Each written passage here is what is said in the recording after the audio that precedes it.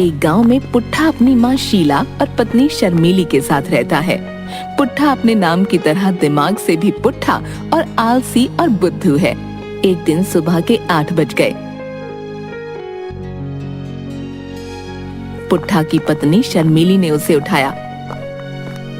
अजी सुनते हो, सुबह हो गई है, अब तो उठ जाइए। सूरज सर पर चढ़ाया है, कब उठोगे? ये तो रोज होती है, मुझे सोने दो। मैं तुमसे रोज कहता हूँ कि मुझे मत जगाया करो। हाँ, इतनी देर तक कोई नहीं सोता है, सभी उठकर अपने अपने काम पर चले गए हैं। मैं रोजाना काम पर जाता हूँ और फिर तुम दोनों की डांट भी खाता हूँ, इसलिए मेरा काम पर ना जाना ही अच्छा है। हाँ।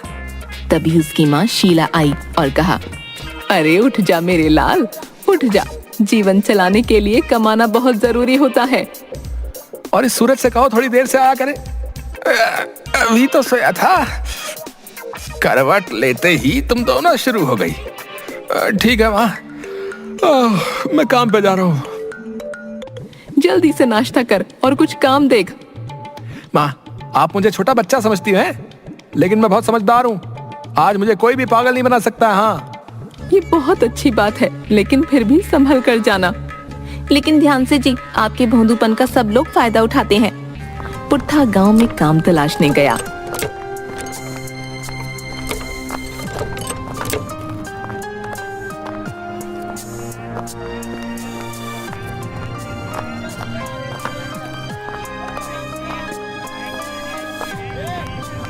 अरे आओ पुट्ठा, कहो क्या हाल है? अरे लाला जी, एकदम चकाचक हूँ। कुछ काम वाम कर लिया करो।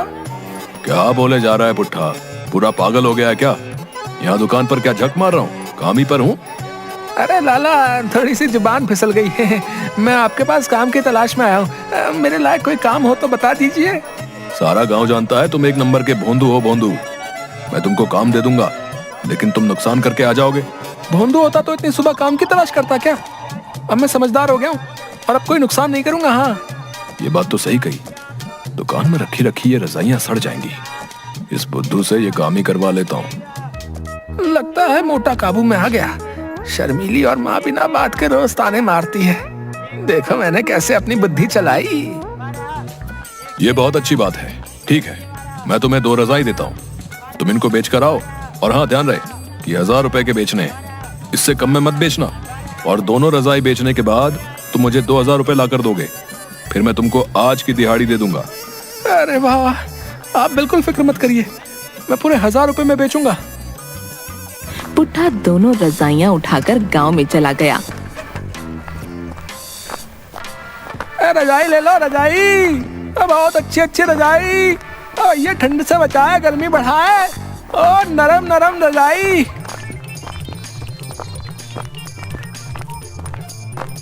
रजाई वाले, ए भैया रुको तो जरा। एक रजाई कितने की है भैया? पहले आप रजाई देख लीजिए, एकदम नरम रजाई है और दाम भी बढ़िया। हाँ हाँ भाई, दिखाओ दिखाओ। ये देखिए, ये बहुत अच्छी रजाई है। आप इसे लेकर चाहे रेगिस्तान में चले जाओ, बिल्कुल ठंड नहीं लगेगी, बता रहे। भरी गर्मियों में आपको इस रजाई की जरूरत पड़ेगी। हाँ, रेगिस्तान में? शायद ये आदमी एक नंबर का बुद्धू है। इसका अभी पपलू बनाता हूँ, तभी ऐसी बहकी बहकी बातें कर रहा है। अच्छा भाई, ये इतनी अच्छी रजाई है क्या? हाँ हाँ भैया, मालिक ने बस मुझसे 2000 रुपए लेकर ही वापस आने को कहा है। हाँ, फिर तो मुझे दोनों रजाई दे दो, लेकिन मैं तुमको 1500 रुपए ही दूंगा।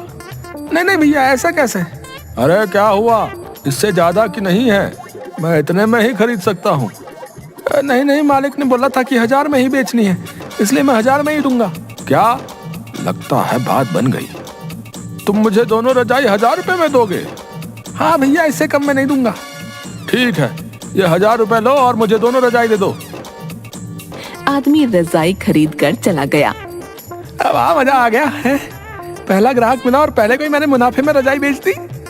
मालिक ने बोला था कि 1000 रुपए में रजाई बेचनी है और 2000 रुपए लेकर आने हैं, लेकिन ये क्या, मेरे पास सिर्फ 1000 रुपए बचे हैं। मैं अब मालिक को 2000 रुपए कहाँ से ला कर दूंगा? मेरा फिर से बुद्धू बना दिया। नहीं नहीं, शायद मालिक मेरा दिमाग देखना चाहते हैं, इसलिए ऐसा कहा होगा। अब मैं 1000 रुपए के 2000 रुपए बनाकर लेकर जाऊंगा।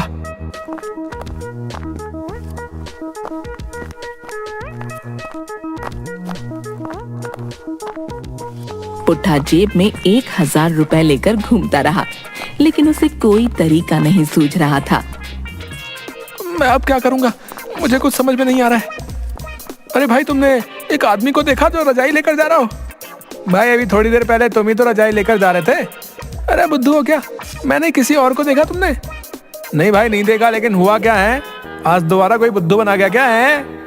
भाई, वो मेरी एक रजाई फ्री में ले गया, मुझे बातों से बेवकूफ बना गया। उसकी भी जरूरत नहीं पड़नी थी उसे, क्योंकि तुम तो हो ही बेवकूफ। पुट्ठा लाला की दुकान पर।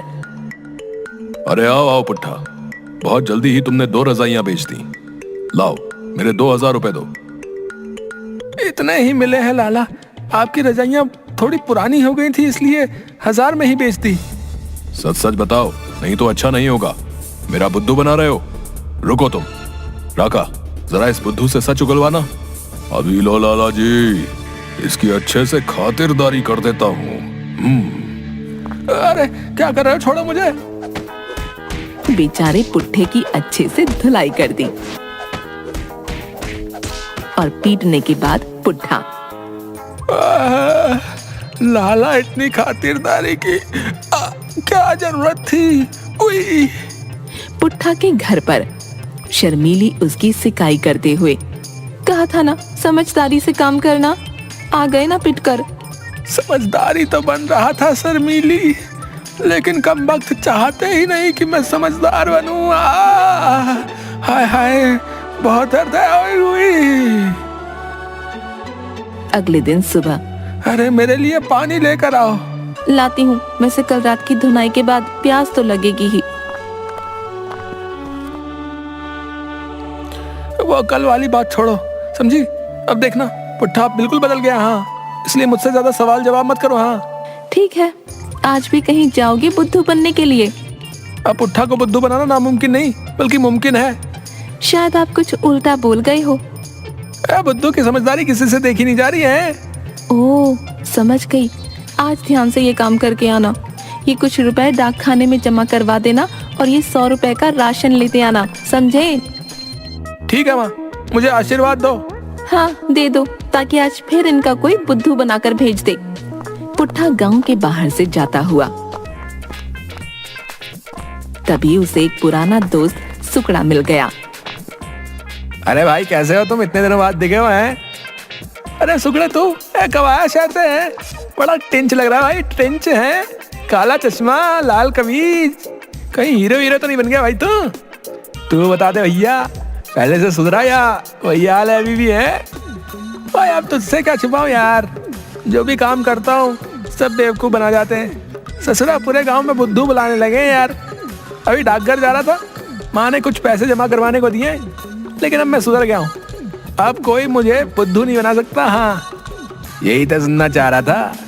सुकड़ा का तो काम ही यही है, दूसरों को बुद्धू बनाने का। और आज तो बुद्धू अपने आप चल कर आ गया। अरे आज से तुम्हारा मजाक कोई नहीं बना पाएगा। है तुम्हारा दोस्त जो वापस आ गया भैया। मेरे पास तुम्हारे लिए कुछ खास है, आज इसको लूट लेता हूँ। अच्छा मौका है। क्या हुआ भैया, आपके पास मेरे लिए कुछ खास है क्या? है क्या है वो, बताओ बताओ। मैं तुमको एक ऐसा बीज दे सकता हूँ जिनको बोने के बाद सोना निकलेगा भैया। हाँ क्या, सच में? और नहीं तो क्या, मैं झूठ बोल रहा हूँ? अगर तुम सोने के बीज नहीं खरीदना चाहते हो तो कोई बात नहीं, मैं किसी और को बेच दूंगा। नहीं, सोने के बीज मुझे दे दो, मैं तुमको सारे रुपए देता हूँ। ठीक है, ये 1 किलो सोने के बीज हैं, अपने खेत में जाकर बो दो, सोने के पेड़ बाहर निकल आएंगे। लेकिन तुम इनका ध्यान भी रखना और समय पर पानी भी लगाना पड़ेगा भैया। मुझे ये बीज गेहूं के क्यों लग रहे हैं भैया? अरे मैंने ये जानबूझकर गेहूं के रंग के बना दिए हैं। तुम खुद सोचो कि अगर सबको पता होगा कि ये सोने के बीज हैं तो सब खरीदना चाहेंगे कि नहीं, इसलिए मैं ये छुपा कर रखना चाहता हूँ। ठीक है, धन्यवाद भैया, ये आपने मुझे दे दिए। अब मैं घर जा रहा हूँ, मैं कल इनको बो दूंगा। है और घर की तरफ आते हुए पुट्ठा। अब देखना माँ और शर्मीली, सबको मेरी बुद्धिमानी पर नाज होगा। हाँ, और वो भी क्यों ना, पुट्ठा तुमने काम ही इतनी होशियारी का किया है, अपने दोस्त सुकड़ा को बातों में फंसाकर उससे सोने के बीज ले लिए। अरे पुट्ठा वाह बेटा, इतनी देर में आया है। माँ आज खुशी का दिन है, आज मैंने बहुत बड़ा काम किया है। ऐसा क्या किया है? मुझे सोने के बीज मिले, मैं कल सुबह खेत में सोने के बीज बो दूंगा और फिर हम बहुत जल्दी अमीर हो जाएंगे। हाँ। लगता है आज सच में पागल हो गया है। बहू, अरे ओ बहू, कहाँ गई? इसको पानी पिलाओ। हाँ माँ। इससे अच्छा सुबह घर से बाहर काम पर नहीं भेजते तो ज्यादा अच्छा रहता, लेकिन अब पागलपन का इलाज करना पड़ेगा। हमारे पास इतने पैसे भी नहीं हैं।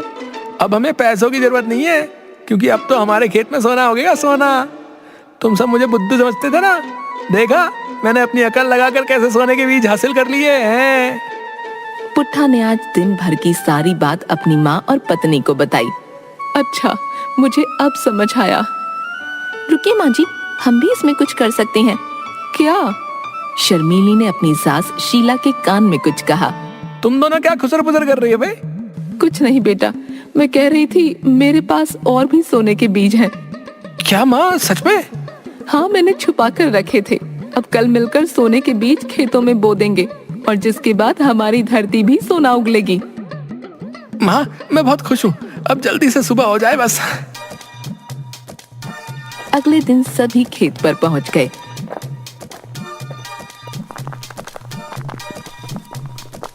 और पूरे खेत में गेहूं बो दिए, लेकिन पुट्ठा उसे सोना समझ रहा था, इसलिए उसकी खुशी का कोई ठिकाना नहीं था। अब सोने के बीज बो दिए हैं, लेकिन तुम ये बात किसी को मत बताना। हाँ माँ, मैं किसी को नहीं कहूँगा।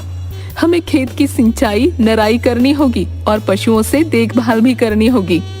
माँ, आप बेफिक्र रहो, मैं अब सारा काम खुद देख लूंगा। पुट्ठा खेत में मेहनत करने लगा। शर्मीली खेत में ही पुट्ठा को खाना देकर आती। पुट्ठा ने अब सबसे बातें करनी बंद कर दी थी, इसलिए कोई भी उसका फायदा नहीं उठा पा रहा था। पुट्ठा सिर्फ अपने काम पर ध्यान दे रहा था और इसी तरह 3-4 महीने बीत गए। पुट्ठा की माँ शीला खेत पर आई। माँ, हमारे साथ धोखा हुआ है। क्या हुआ है बेटा? सब कुछ तो ठीक चल रहा है। माँ, आप खेतों में देखो, सोने की नहीं बल्कि गेहूं की फसल आई। तो फसल पकने वाली है, तुम इसके अंदर देखना कि सोना ही निकलेगा। माँ, आप भी बुद्धू बनाने लगी हो। कई बार कोई हमारा नुकसान करके खुश होता है, लेकिन वो जानता नहीं है कि उसने अनजाने में ही एक नया रास्ता दिखा दिया है। तुम फसल पकने तक इंतजार करो। शीला चली गई। पुट्ठा फिर काम पर लग गया। खेत में फसल का सारा काम हो गया, लेकिन खेत में गेहूं के ढेर लगे थे। शीला ने पुट्ठा से कहा, बेटा शायद हमारे साथ सच में धोखा हो गया। यहाँ तो सोना नहीं है। नहीं माँ, मुझे समझ आ गया कि असली सोना यही है और अब से मैं यही काम करूंगा और कोई पागल भी नहीं बना पाएगा। पूरा परिवार खुश हुआ और खेती करने लगा। सभी खुशी खुशी रहने लगे।